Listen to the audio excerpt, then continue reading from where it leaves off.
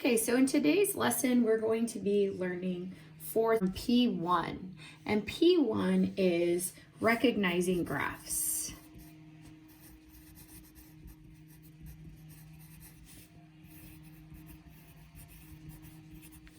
Okay, so for recognizing graphs, all it is 4 different problems. And the important thing for you to recognize is the effect that the exponent has on the graph.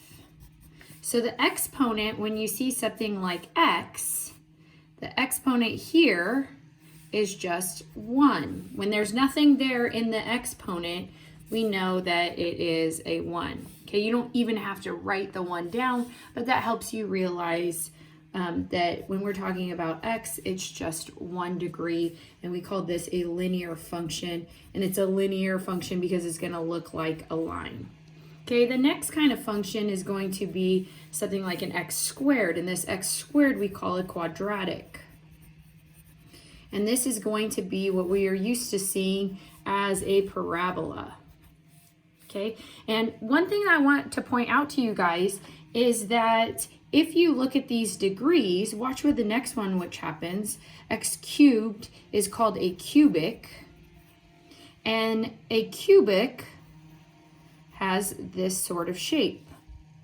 Okay, so another way, depending on if it's positive or negative, it shows the which way that the graph is pointing. Okay, so if you notice with a cubic, I did this one, but you could have even this as a cubic. This is more exaggerated cubic. There's a turning point right there and right there. And the reason why we're learning about recognizing these graphs is because these turning points are going to tell us something later when we learn about derivatives. So here's a turning point and here's a turning point. How many turning points are there right here in a cubic? There are 2 turning points. So these turning points, there's 2 turning points in a cubic. In a quadratic or parabola, there's 1 turning point. Right here, this is a turning point and this is a turning point. It's just not as exaggerated, so it's harder sometimes to realize that. But there is 1 turning point with a quadratic. So the important thing to see is that the linear has no turning points. So really, your degree minus 1 is the number of turning points. Now, this is for linear graphs, quadratics, cubics, but what about our semicircles? Well, this right here is not a semicircle because it's saying that it keeps going on forever and ever. This is still considered a parabola. Or if it stopped, this would be your semicircle. And this semicircle means it has something where y is equal to the square root of x squared, or something like that inside there. It's going to look similar to this. So anyways, this is what I want you guys to keep in mind when you do P1 exercises, which is going to be page 10, numbers 1 through 4. Okay guys, so the second part that we're going to look at is P2, which is talking about linear models and rates of change. Right? This is still a review of Algebra 1, but there are 3 things that I want you to learn today. And that would be the slope formula,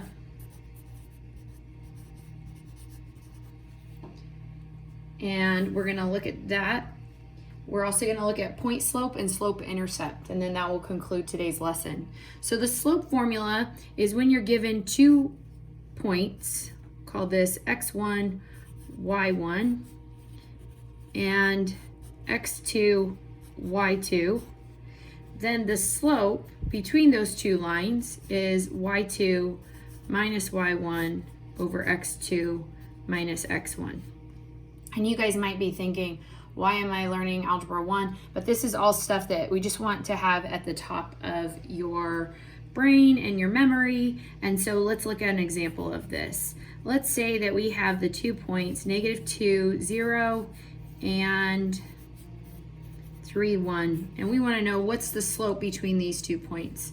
So I'm going to label this x1, y1, x2, y2. And then I will do the slope formula, which is going to be 1 minus 0 over 3 minus a -2, that double negative. Gotta love it. Add it right there. So you've got 1/5. So you have a slope of 1/5. So this is a positive slope. And if I were to kind of guess what that looks like, it looks like this slightly. Okay, this is just kind of prediction of what the line looks like. Okay. So the next thing we're going to look at is the point slope formula.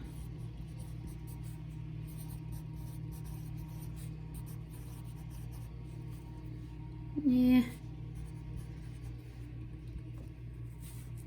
Okay, point slope formula is an equation of a line. It's used for an equation of a line.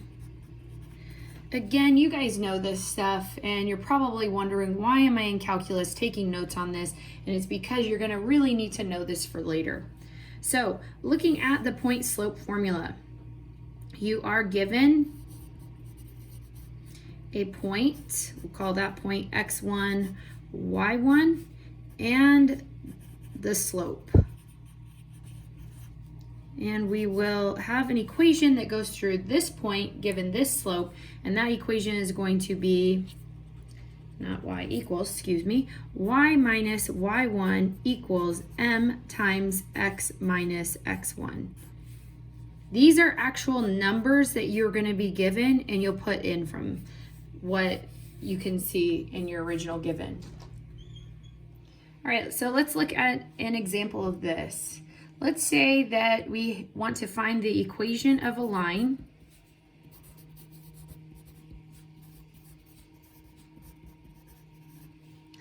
that has a slope of 3 and passes through the point 1, -2. So we are going to label these. This is our slope 3, this is our x1, y1, and I'm going to put it into my formula that I have up here. So I've got y minus a -2 equals 3 times x minus 1, and I'm going to add my double negative, so I have y plus 2 equals 3x minus 3, and I want to solve this so that I have y equals, okay? I don't want this y plus 2, and I don't want to keep my parentheses. I want to keep going so I actually have a y equals line. So I'm going to subtract 2 from both sides. I've got y equals 3x minus 5, and this is my final answer. Okay, so let's look at the next one, which is slope-intercept form.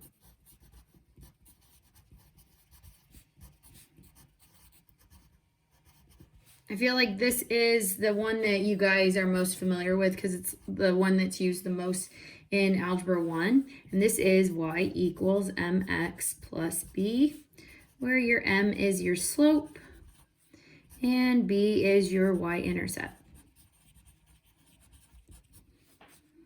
And so this is when you would have something like m equals 3/5, and you have your y-intercept being 7. So you would write this as 3/5 x plus 7. All right, let's look at some other forms. We have what's called the general form.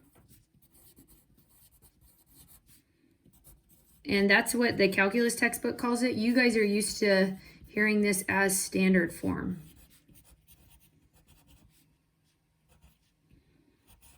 Standard form is when all of your x's and y's are on one side, your x, your y, and then your constant. So if I had something like, let's say 3/5 x, like this one, and I want to write it in standard form or general form, okay, and it's y equals this, I need to move everything over to the same side. So you want your x value to be positive, so I'm going to move my y over to this side where it seems like I might have moved everything over there, but I'm going to move my y over so it's 3/5 x plus 7 minus y equals 0. Okay, there's two more issues I'm having with this. I need to get rid of the 5, and I need to write it so that it's x, y constant equals 0. So in order to get rid of the 5, I'm going to multiply everything by 5. Okay, distribute that 5 to everything. So right here it would cancel those out, so that would be 3x. And then 5 times 7 would be 35 minus 5y, and 5 times 0 is 0. Now I just need to rearrange these two. 3x minus 5y plus 35 equals 0. Okay, let's look at the next form. Remember that vertical lines are going to be x equals some number, so x equals 7. A horizontal line is y equals some number, we'll say 5. Okay, so you guys can see we have slope intercept, general form, vertical lines, horizontal lines, and from what we learned about before, we also have our point slope formula, and we don't want to forget our slope formula here. So this is your review of P2, and your assignment for this is going to be page 20, numbers 1, 5, 17, 25, and 39. Okay guys, remember that this is a review of Algebra 1. We gotta have it at the top of our brain so that we're ready for when we get into all of the calculus. What do you want to tell them, Kai?